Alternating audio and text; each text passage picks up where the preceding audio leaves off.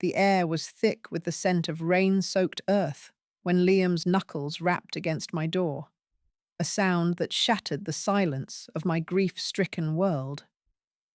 I remember the way my breath caught, my heart a traitor, pounding as though it knew what was coming before I did. In the dim glow of the porch light, his silhouette was a ghost from a life I'd lost, tall, lean, with eyes that carried the same quiet sorrow as my son's once had. He held a simple dish, a shepherd's pie, its warmth curling into the cold night like a whispered promise. That night, as we sat across my worn kitchen table, his voice soft and hesitant, something inside me cracked open. His touch, when it came, was not planned. A brush of fingers as he passed me a glass, a collision of warmth that sent sparks skittering across my skin. I was 42, a widow hollowed by loss, and he was 25, my son's best friend, a boy I'd known since he was all knees and elbows. Yet in that moment, he was no boy. His gaze held mine, heavy with unspoken need, and I felt the pull, a tide dragging me under. We didn't speak of it, not at first. The pie sat untouched, cooling between us as the air grew taut, electric. My hands trembled as I reached for him, or perhaps he reached first. Does it matter? His fingers found mine, a tentative dance, then bolder, tracing the lines of my palm as though mapping a forbidden territory. My breath hitched, a sound too loud in the quiet, and his eyes darkened, a storm brewing in their depths. He stood, closing the distance, his body a quiet invasion of my space. I should have stopped it. I should have sent him away. But my lips parted, and his name slipped out, a plea or a surrender I couldn't tell. His mouth found mine, tentative at first, then hungry, a clash of heat and desperation. My fingers tangled in his hair, pulling him closer, and the world fell away. Grief, guilt, the ghosts of my husband and son, all drowned in the rush of his breath against my skin. The kitchen floor was cold beneath my feet as he pressed me against the counter, his hands sliding under my sweater, igniting trails of fire across my ribs. My body, long dormant, woke with a ferocity that startled me. His touch was not gentle, not careful. It was a claiming, a need that mirrored my own. I arched into him, my nails digging into his shoulders, anchoring myself against the tide of sensation. His lips traced my jaw, my throat, each kiss a pulse that thrummed through me, awakening parts of me I'd buried with my family. The rhythm of our bodies was a language of its own, urgent and unspoken, a collision of longing that left no room for thought. My sweater fell to the floor, his shirt following, and the heat of his skin against mine was a revelation, a defiance of the cold emptiness I'd lived in for years. We moved together, a dance of shadows and whispers, each touch a spark that threatened to consume us both. I remember the way his breath stuttered when I pressed my palms to his chest, feeling the rapid beat of his heart, a mirror to my own. His hands were everywhere, my waist, my hips, the small of my back. Each touch a question I answered with the tilt of my head, the curve of my spine. The counter bit into my hips as he lifted me, our bodies aligning in a way that felt both inevitable and impossible. There was no grace in it, only raw need, a hunger that devoured the space between right and wrong. My legs wrapped around him, drawing him closer, and the world narrowed to the heat of his skin, the cadence of his breath, the way his fingers tightened as though afraid I'd vanish. I was alive in that moment, more alive than I'd been since the accident stole my world. The guilt came later, a shadow lurking at the edges, but in that instant, there was only him, Liam, with his quiet strength and his hands that knew too much. When it was over, we stood there, breathless, tangled in each other's arms, the kitchen silent save for the hum of the refrigerator. His forehead rested against mine, his breath warm and uneven, and I felt the weight of what we'd done settle like ash. I wanted to speak, to say something that would make sense of it, but words felt inadequate, brittle against the enormity of our act. He kissed me again, softer this time, a question in the press of his lips, and I answered with silence, my fingers tracing the line of his jaw. We didn't speak of my son, of the years I'd watched Liam grow, of the betrayal woven into every touch. Instead, we dressed in the dark, our movements careful, as though afraid to break the fragile thing we'd created. He left before dawn, his footsteps fading into the rain, and I stood at the window, my body still humming with the memory of his touch, my heart a battleground of shame and longing. The days that followed were a blur of routine, work, groceries, the endless cycle of pretending I was whole. But at night, alone in my too big bed, I replayed that evening, each moment etched into my skin. I told myself it was a mistake, a lapse born of grief and loneliness. I told myself it wouldn't happen again. But even as I made those promises, I knew they were lies. Liam's presence lingered, a ghost in my house, in my thoughts, in the pulse that quickened at the memory of his hands. I was a widow, a mother who'd lost her child, a woman who'd forgotten how to feel, until him. And that truth, that terrible, intoxicating truth, was a fire I couldn't extinguish. I hated myself for it, for the way my body craved what my heart knew was wrong. Yet when I closed my eyes, it was his face I saw, his touch I felt, and the shame was no match for the hunger. I didn't know then how far it would go, how deeply we'd fall. I didn't know that night was only the beginning, a spark that would ignite a blaze I couldn't control. But as I stood in my empty kitchen, the scent of shepherd's pie still lingering, I felt the shift, a crack in the foundation of who I thought I was.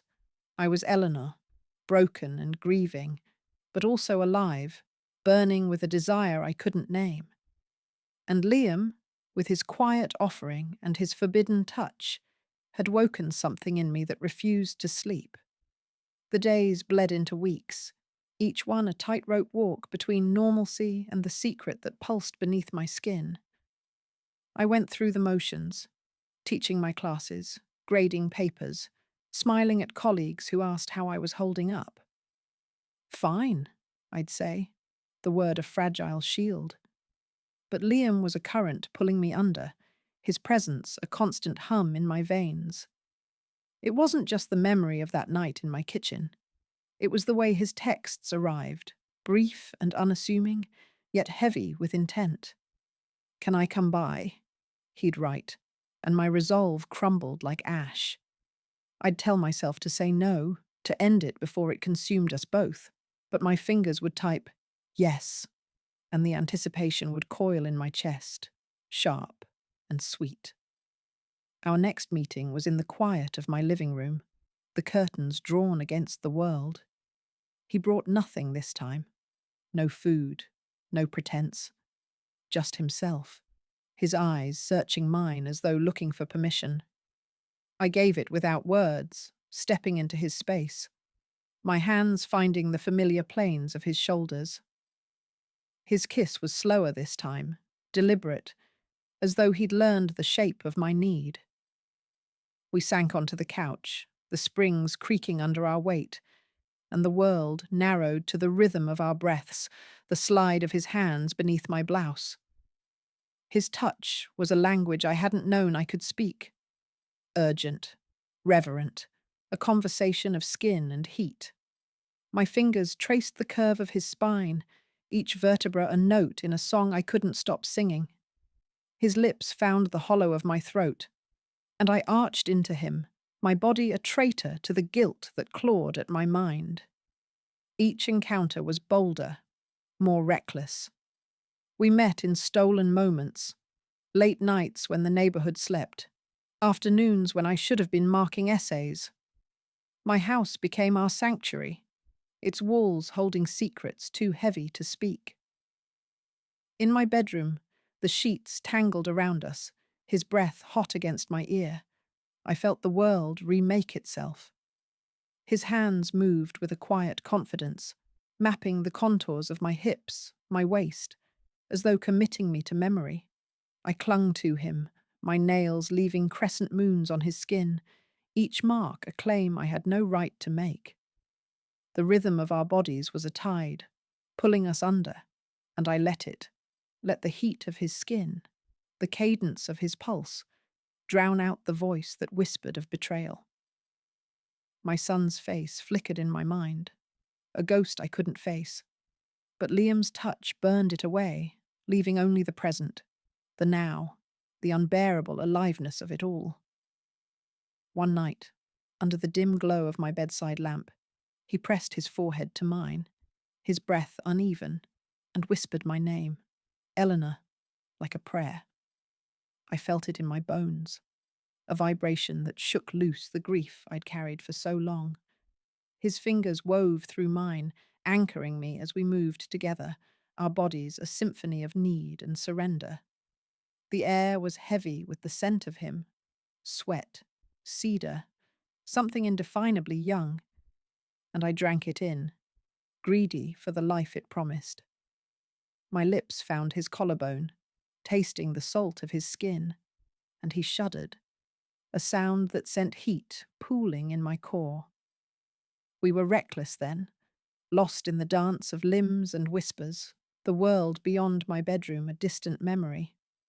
I wanted to hold on to that moment, to freeze it, to live forever in the space where guilt couldn't touch us. But guilt was never far. It waited in the quiet moments, in the way my reflection stared back from the bathroom mirror, accusing. I saw my husband's eyes in my own, felt my son's absence like a weight on my chest. Liam was Daniel's friend, the boy who'd spent summers in our backyard, laughing with my son, their voices a melody I'd never hear again. And now, here I was, tangled in his arms, betraying everything I'd been. The shame was a blade, sharp and unrelenting, yet it couldn't cut through the hunger. Each time Liam left, I'd swear it was the last, vow to lock the door, delete his number, reclaim the woman I'd been. But then he'd text, or I'd see him at the grocery store, his smile a quiet challenge, and my resolve would shatter. I was addicted to the way he made me feel, seen, wanted, alive in a way I hadn't been since the accident stole my world. We grew careless, a stolen kiss in my car, parked in the shadow of an alley, a late-night walk where his hand brushed mine, lingering too long. Each risk heightened the thrill, made the moments we stole burn brighter. One evening, in the back room of a cafe where I'd agreed to meet him, his touch was a spark that ignited us both. The door was barely locked before his hands were on me, lifting me onto a table, our breaths mingling in the cramped, dimly lit space. The world outside faded, leaving only the press of his body, the heat of his mouth, the rhythm that bound us.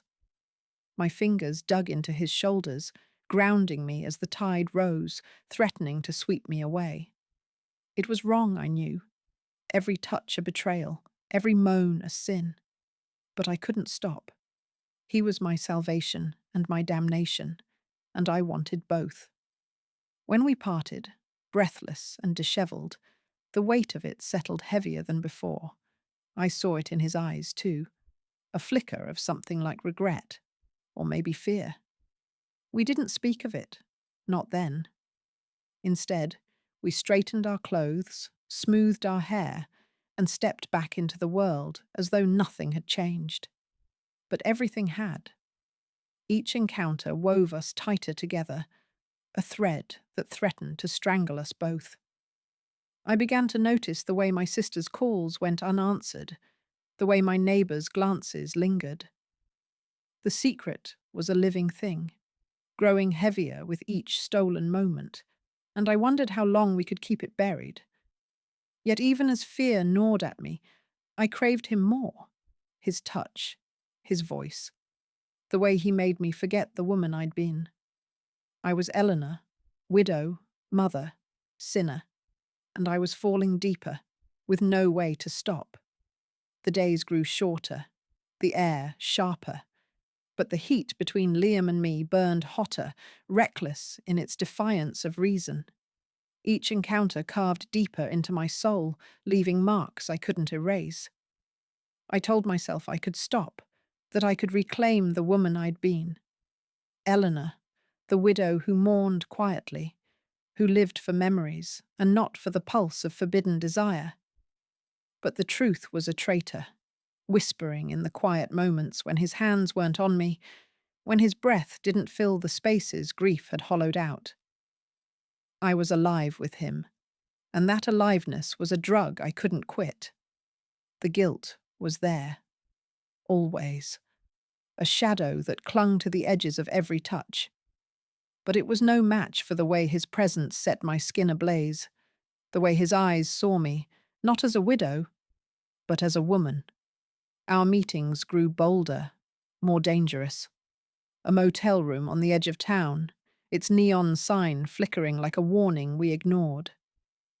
The door clicked shut behind us, and the world fell away, leaving only the hum of our need. His hands were surer now, no longer tentative, sliding over my hips with a quiet authority that made my breath catch.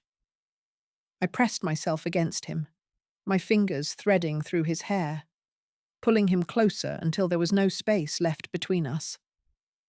His lips traced the curve of my shoulder, a slow burn that spread through me, igniting every nerve. The bed creaked beneath us, its springs protesting as we moved together, a rhythm that was both battle and surrender. My nails raked down his back, drawing a low groan from his throat, and I felt it in my core. A pulse that answered his, a tide that pulled us under. The air was thick with the scent of him, of us, a heady mix of sweat and longing that drowned out the world beyond those thin walls. Each time was different, yet the same, a dance of desperation and release.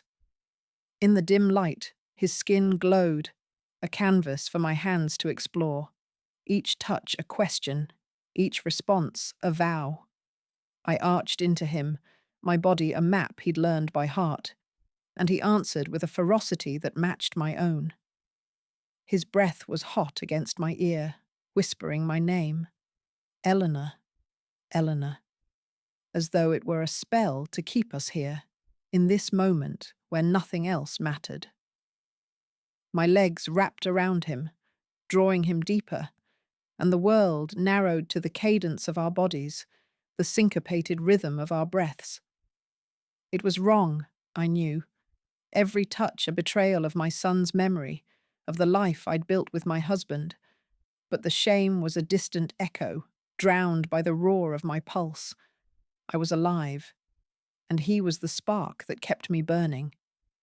But guilt was a cunning thief, stealing into the quiet moments after.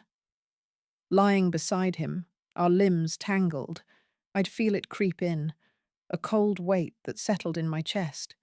His breathing would slow, his arm draped across my waist, and I'd stare at the ceiling, seeing my son's face, his smile so like Liam's it hurt to breathe. Daniel, my boy, gone too soon. And here I was, tangled in the arms of his best friend.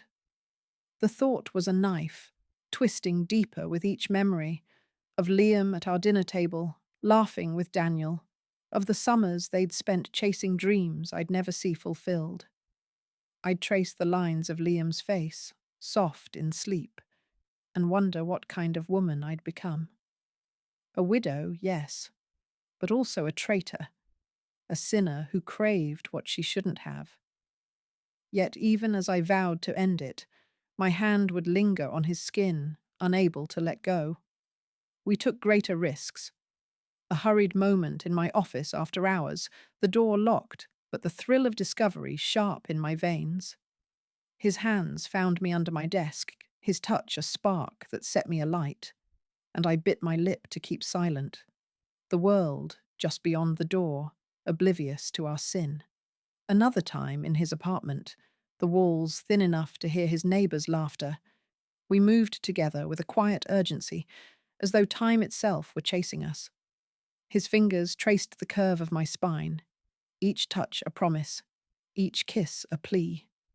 I clung to him, my breath ragged, my body a traitor to the vows I'd made to myself.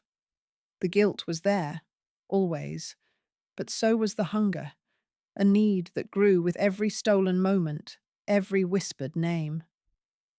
I was drowning in him, and I didn't want to surface. The world began to notice. My sister's calls grew more insistent, her voice sharp with concern. "You're different, Eleanor," she said one evening, her eyes searching mine over coffee. I deflected, smiled, lied, but her gaze lingered, as though she could see the secret written on my skin. At work, colleagues remarked on my distraction, my missed deadlines, the way my eyes drifted to my phone, waiting for his next message. Liam, too, grew reckless, his texts bolder, his touches lingering in public spaces. A brush of his hand at a cafe, a glance too long at a bookstore. Each risk tightened the knot in my chest, the fear of discovery warring with the thrill of it. I knew we were playing with fire, that one slip could burn my world to ash, but I couldn't stop. He was my oxygen, my lifeline, and I was too far gone to let go. One night, as we lay in the dark, his fingers tracing lazy circles on my hip, he spoke of leaving. "We could go somewhere," he said, his voice soft, almost a dream. "Start over."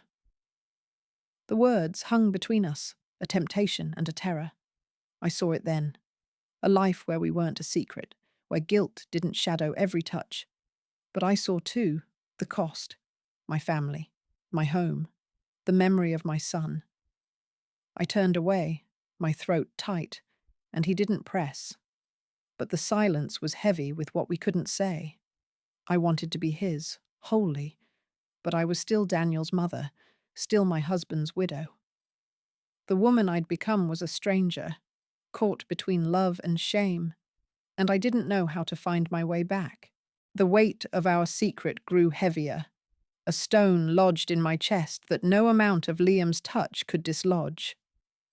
Each stolen moment, each fevered kiss, each collision of our bodies, only tightened the noose. I was unraveling, caught between the woman I'd been and the one I'd become, a stranger to myself. Yet even as guilt gnawed at me, I craved him more, his presence a flame I couldn't resist. Our encounters were a ritual now, a dance we both knew too well, each step bolder, each touch more desperate. The world was closing in, its edges sharp with suspicion, but I couldn't stop, didn't want to stop, because with Liam I was alive, and without him, I was nothing but grief.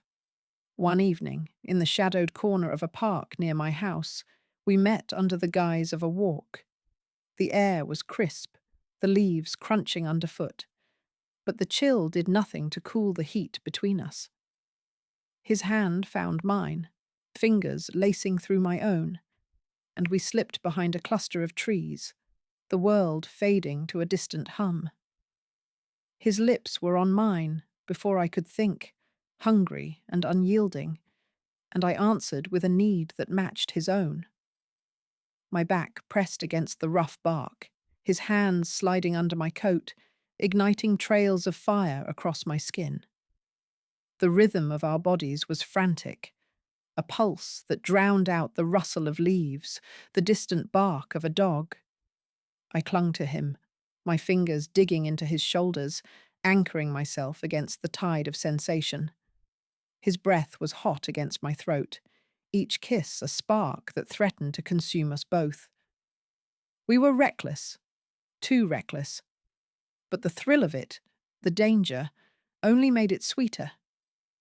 Afterward, as we stood breathless, our clothes dishevelled, the weight of it settled heavier than ever. His eyes searched mine, a question there I couldn't answer. "Eleanor," he whispered, his voice rough, and I felt it in my bones, a longing that mirrored my own, but also a fear. We were teetering on the edge, and we both knew it. The world was no longer blind. My sister's visits grew more frequent, her questions sharper, her eyes lingering on my flushed cheeks, my distracted gaze. At work, a colleague caught me staring at my phone, Liam's name lighting up the screen, and her raised eyebrow was a warning I couldn't ignore. Even the neighbours seemed to watch me differently, their smiles tighter, their glances longer. The secret was a living thing, straining at its seams, and I feared the moment it would burst. Yet even as fear clawed at me, I sought him out again. In his apartment, the air thick with the scent of coffee and him, we fell into each other with a desperation that bordered on violence. The bed was a battleground, our bodies clashing in a rhythm that was both salvation and damnation. His hands were everywhere, my hips, my thighs, the curve of my spine, each touch a claim I had no right to accept. I arched into him, my breath ragged, my nails leaving marks on his skin, each one a silent apology for what I couldn't say. His lips found the pulse at my throat, and I shuddered, the world narrowing to the heat of his skin, the cadence of his breath. We moved together, a symphony of need and surrender, and for those moments I was free, free from grief, from guilt, from the ghosts that haunted me. But when it was over, when we lay tangled in the sheets, the shame returned, sharper than ever, a blade that cut deeper with each breath. I began to see Daniel in my dreams, his face blurred but his eyes accusing, and I'd wake with a sob, Liam's arm heavy across my waist. I'd trace the lines of his face, soft in sleep, and wonder how I'd let it come to this. He was Daniel's friend, the boy who'd shared my son's laughter, his dreams, and now he was mine in a way that felt like theft. The guilt was a tide, pulling me under, but I couldn't let go. I tried, once, told him we had to stop, that it was wrong, that we were destroying everything. He looked at me, his eyes dark with something like pain, and nodded. But the next day he was at my door, and I let him in, my resolve crumbling under the weight of his touch. I was weak, and I hated myself for it, but I loved him for it too. The end came quietly, not with a bang, but a whisper. My sister found a text on my phone, left carelessly on the kitchen counter. "Tonight?" It read. Liam's name stark against the screen. Her face, when she looked at me, was a mirror of my own shame. Disbelief, hurt, betrayal. "Eleanor, what have you done?" she asked, her voice breaking, and I had no answer. The secret was out, a wound laid bare, and I saw the cost in her eyes, the family I'd pushed away, the memory of Daniel I'd tarnished. I wanted to explain, to tell her about the loneliness, the grief, the way Liam made me feel alive, but the words were ash in my mouth. She left without another word, and I stood in my empty kitchen, the silence louder than ever. Liam came that night, unaware of the storm brewing. I told him it was over, that we'd gone too far, that I couldn't live with the woman I'd become. His face crumpled, and for a moment I saw the boy he'd been, Daniel's friend, not my lover. I love you, he said, the words a knife, and I wanted to say it back, to hold him and forget the world. But I couldn't. I sent him away, his footsteps fading into the night, and I sank to the floor, my body still humming with the memory of his touch, my heart a battlefield of love and loss. The secret was out, or soon would be, and I knew it would destroy what little I had left, my family, my reputation, the fragile peace I'd clung to. I was Eleanor, widow, mother, sinner, and I'd burned my world to ash for a taste of life. Now, I had to face the reckoning, alone,